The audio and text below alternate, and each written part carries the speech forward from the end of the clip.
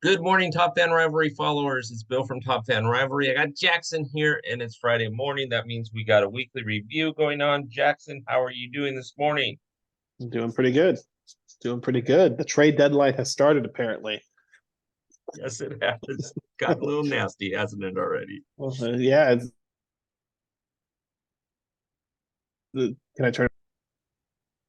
Yeah, it's crazy. It's crazy. Um, okay. I love it. I love it. I love it. I love it. Jackson, what do you got first? What are you going to tell us first on a Friday morning? Uh, I mean, there's a part of me that wants to start with a trade, but I want to talk about the Cincinnati Reds and the Milwaukee Brewers for a second before we get to that. Go ahead. All right. So the Brewers just finished taking 2 out of 3 from the Reds. They won the season series. The Brewers went 10-3 against the Reds, Bill, this season. 10-3. 10-3, which is absolutely wild to me. But there's a stat I want to share. Share it. Devin Williams against the Reds this season was a perfect 7 for 7 on saves, and batters against them were 0 for 27 with 3 walks and 17 strikeouts. Wow. No hits, no runs. So I'm sorry, Reds fans. I'm glad the nightmare's over. Devin Williams is now nasty because they don't have to play Milwaukee. They've been beating everybody but Milwaukee.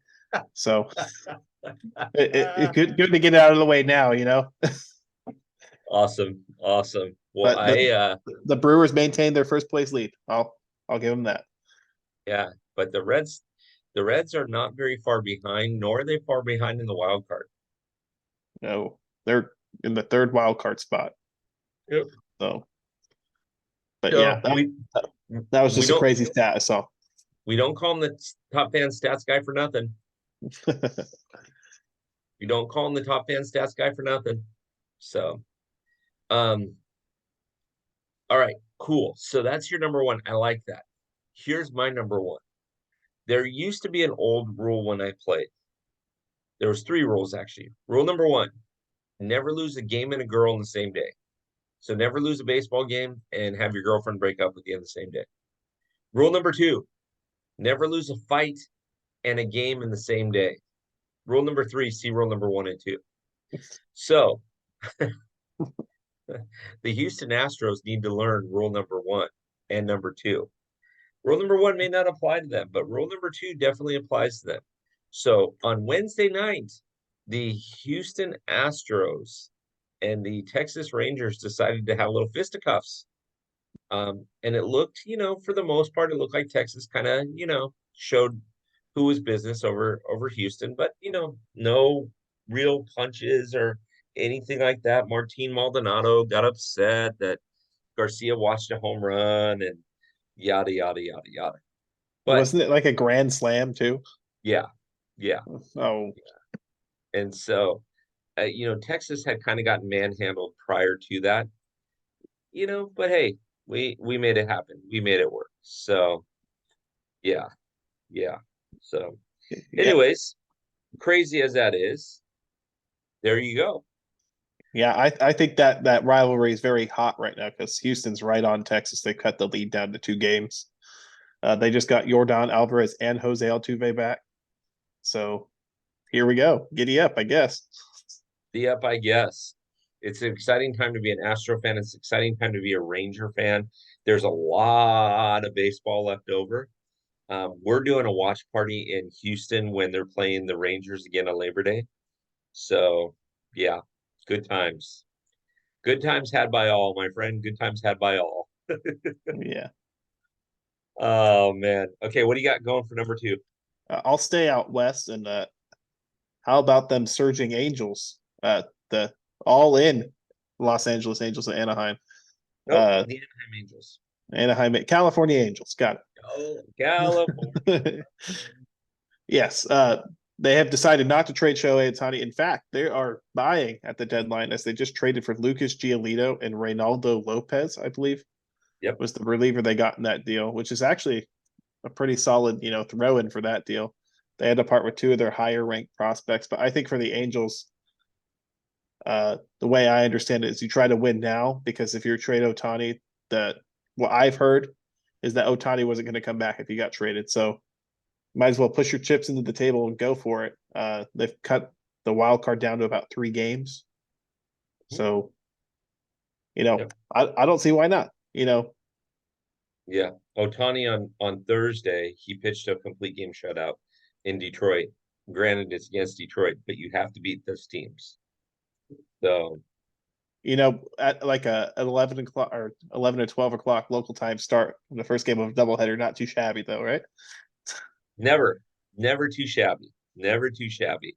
So the one thing I will say about the Angels, and Jackson, check me if I'm wrong here, but I said this in the leagues on Thursday morning, and I think I got a little backlash. I want to triple check what you think. All right, you ready? Mhm.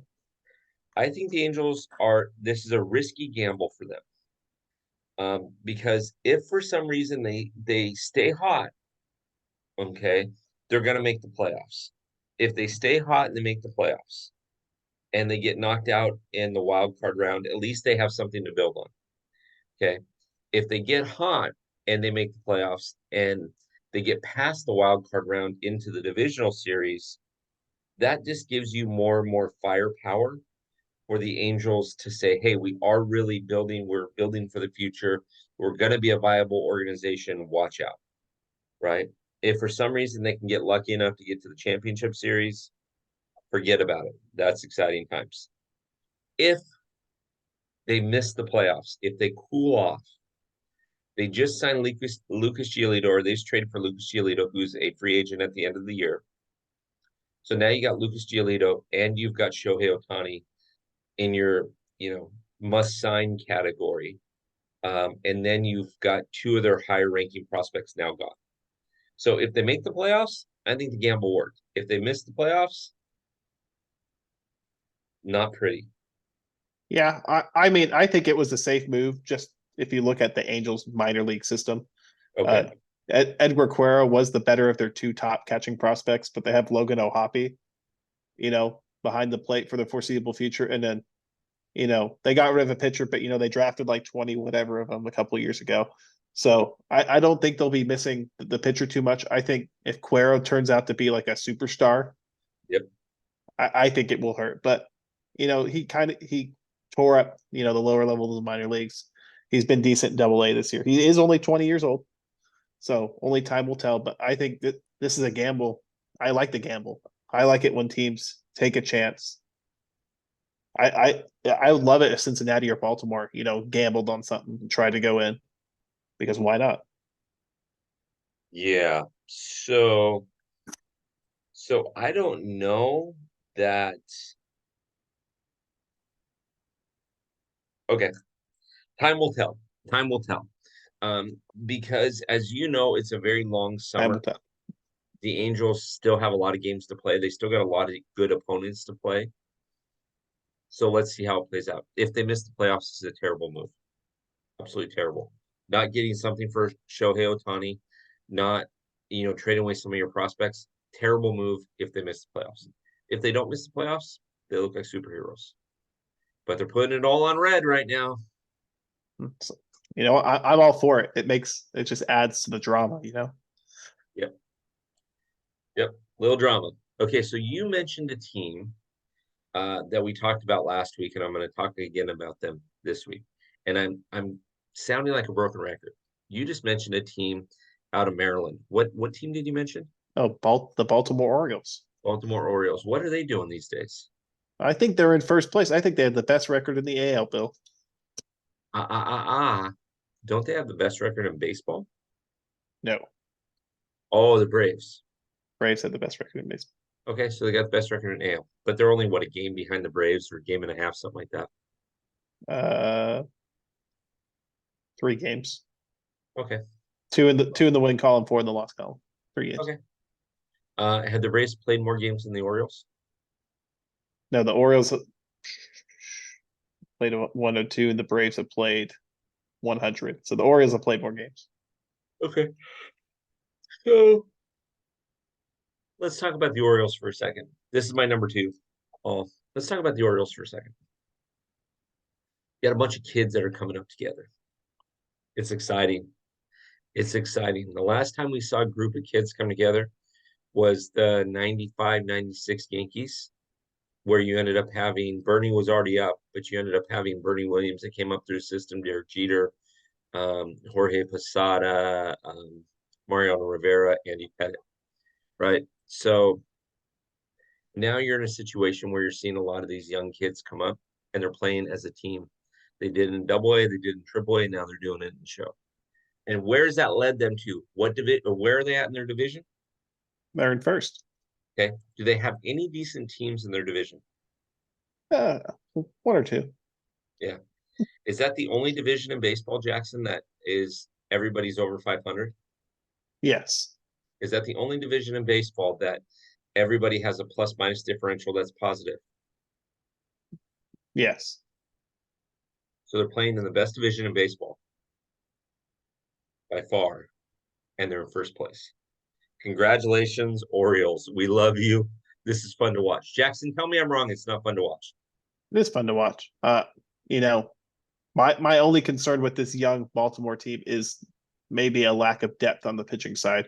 The last two games against the Phillies, they kind of the last three games they shied away from Felix Bautista because they've had to use him so much. Mm-hmm. They're fireballing closer. So I think, if you're Baltimore, you're sitting there at the trade deadline looking for another arm for the back end of that bullpen because, if you overwork your relievers, let me tell you as a Braves fan, you can't just trot the same three guys out there every night. Eventually they run out of gas. Oh, you know that from being a Braves fan? Let's just say O'Flaherty, Vendors, Kimbrel used to be really good until two of their arms fell off. There you go. So, there you go. What do you got for number three? For number three, I thought I'd mention, the two brand new Hall of Yes. Famers that made it in, Fred McGriff and Scott Rowland, were inducted to the Hall of Fame this last week. And Fred McGriff, no team on his hat, because he played for pretty much everyone. A bunch of people. Played for That's Toronto, San interesting. I didn't know Diego. that. Yeah, Toronto, San Diego, Atlanta, Tampa Bay, the Cubs, and the Dodgers. So he went with no team on his hat, and he Rowland went in with a Cardinals hat because let's be real, he wasn't going to go in with the Phillies hat. I thought he would have gone with Phillies hat. I don't think the Phillies fans would have liked that very much. Yeah, but yeah. But congratulations to them. Exciting times in Cooperstown. And Bill, who are you most excited for next year to possibly make it to the Hall of Fame? I'd have to look. I'd have to look and see who's on the ballot. Who's the first ballot guys next year? Well, Adrian Beltre for sure. Oh, that's easy. Yeah, I mean, if he isn't a first ballot Hall of Famer, I'm a Yankees fan. I'm looking it up right now. I'm looking it up right now. Hall of Fame.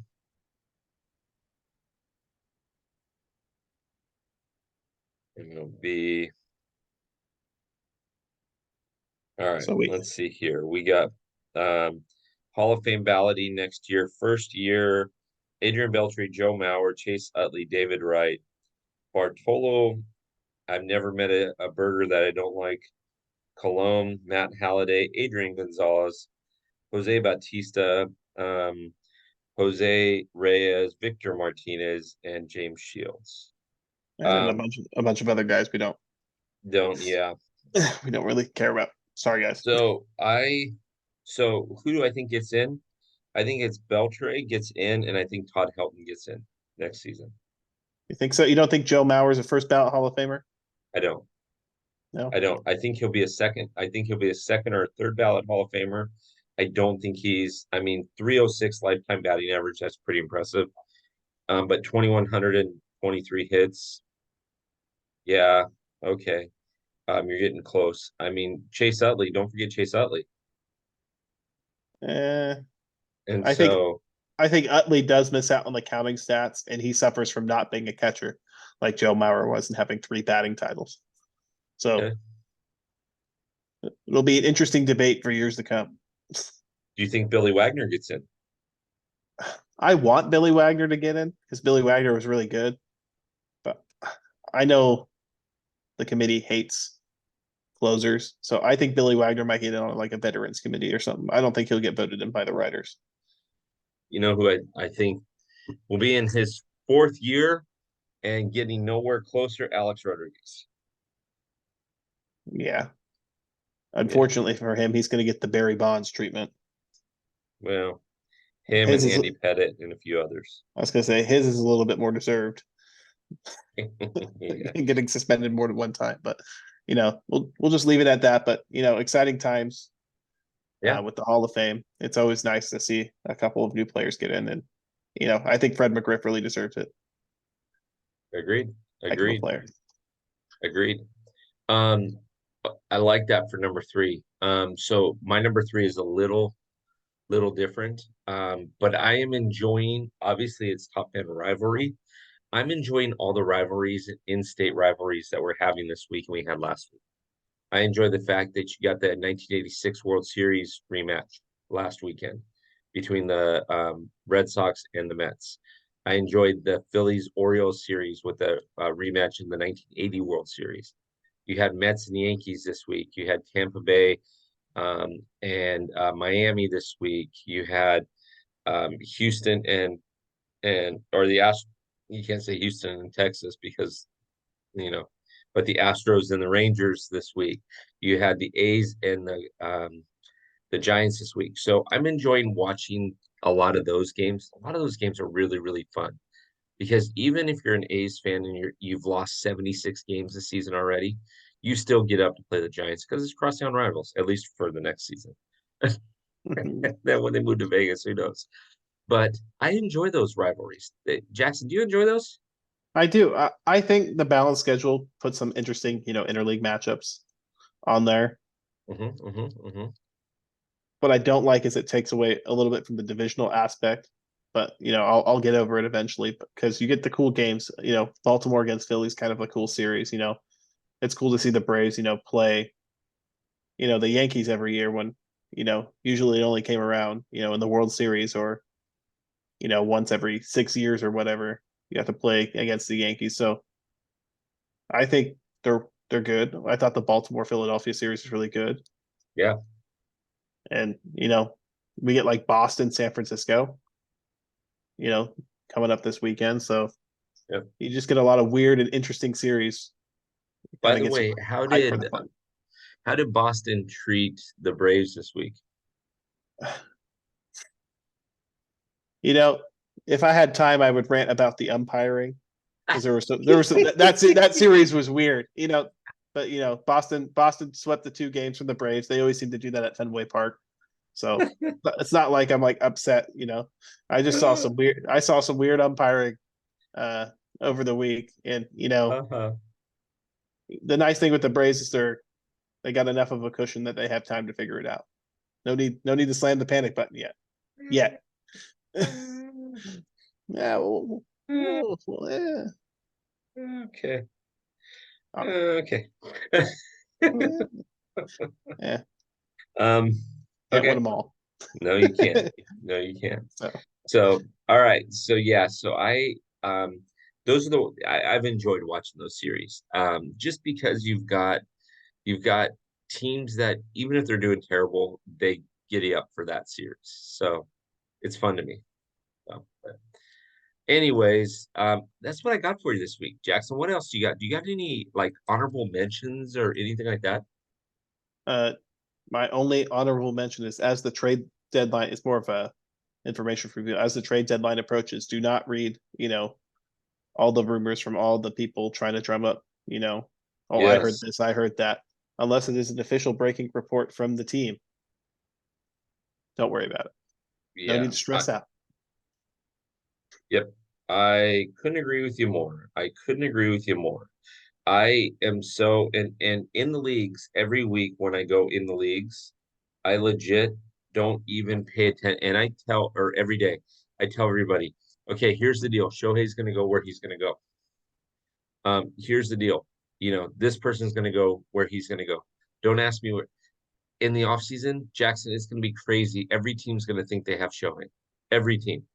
There's Oh, going to be breaking news from the Kansas City Royals camp that they signed Shohei Ohtani for $20 and 3 plates of sushi every night, right? They'll get him with the Kansas City barbecue. That's what they'll get him with. Yeah, That's I a signing mean, bonus. come on.